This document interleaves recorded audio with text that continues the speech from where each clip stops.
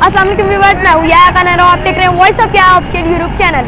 जैसा कि आपको पता है, मैं आपको नई नई वीडियो शेयर करता हूँ गाइस। आज भी आपको एक शॉर्ट सी व्लॉग शेयर करने आ रहा हूँ। ये कोई ना स्पीच है, ना कोई वीडियो है, ना कोई हदीस के हवाले से।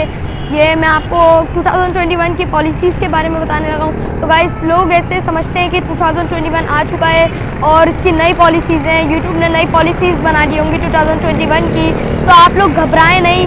आप ये मत समझे कि जैसे 4000 वॉच टाइम है, इसकी जगह 10,000 हो जाएगा और सब्सक्राइबर 1000 है तो ये 10,000 हो जाएंगे। तो ये घबराएं नहीं। आपने अपने कंटेंट को जारी रखना है और अपनी मेहनत का सिला आपको ज़रूर मिलेगा। आप ऐसे ही अपनी मेहनत करें, आपको ज़रूर मिलेगा इसका सिला।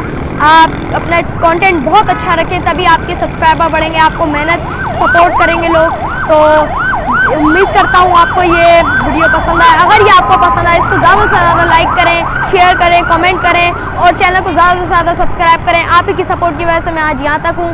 तो मिलते हैं नेक्स्ट वीडियो में। जब तक के लिए मुझे इजाज़त दीजिए। अपना बहुत सारा ख्याल रखिएगा। अल्लाह हाफिज़।